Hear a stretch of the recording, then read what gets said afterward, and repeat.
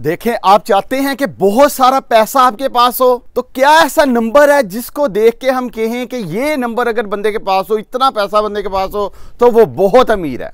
ये जो कॉन्सेप्ट है ना आप लोगों ने बनाया हुआ, ये बहुत ही गलत है पैसे को देखने का। आपको ये अंडरस्टैंड करना पड़ेगा कि जो पैसा है ना, ये एक नंबर नहीं है कि इसके पास 10 करोड़ है, 15 करोड़ है, 1 अरब है। ये नंबर नहीं है, बल्कि पैसा जो है, वेल्थ जो है, ये एक रेशो है। रेशो किसके बिटवीन, कि कितना आप कमाते हो और कितना आप खर्च करते हो। इसकी जो रेशो है ये डिफाइन करेगी कि आपको कितना पैसा चाहिए। जितना पैसा आप कमाते हो और जितना पैसा आप खर्च करते हो, इसके बिटवीन एक बड़ा सारा मल्टीप्लायर क्रिएट कर दें। मल्टीप्लायर का मतलब यह है कि जितने पैसे आप खर्च करते हो उसका कितना गुना आप कमाते हो। 20,000 खर्च करते हो तो उसका 5 गुना कमाओ, यानी 1 लाख रुपया कमाओ। तो आपका मल्टीप्लायर कितना निकला?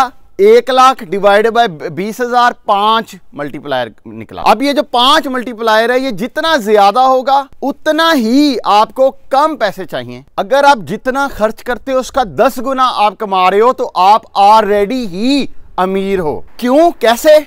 वो इस तरह से कि आप 1 साल कमाओगे और 10 साल बैठ के उस कमाई को आप खा सकते हो। मिसाल के तौर पे अगर आपका पूरे साल का खर्चा 10 लाख रुपया है और उस साल की जो आपकी इनकम है वो आपकी 1 करोड़ रुपया है, तो आपका मल्टीप्लायर कितना हो गया? 10। मतलब क्या है कि अगर आप 1 साल कमाओ तो 10 साल बैठ के आप खा सकते हो। अगर ये मल्टीप्लायर आपका ज्यादा है, इसका मतलब है कि अगर आप 5-10 साल ही कमा लेंगे तो आपकी पूरी लाइफ गुजर जाएगी, तो आप वेल्थी हैं।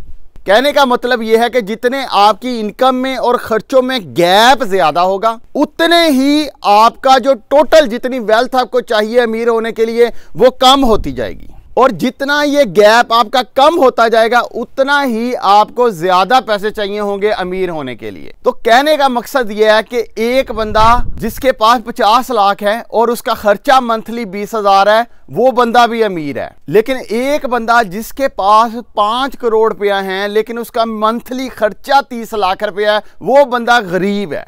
क्यों?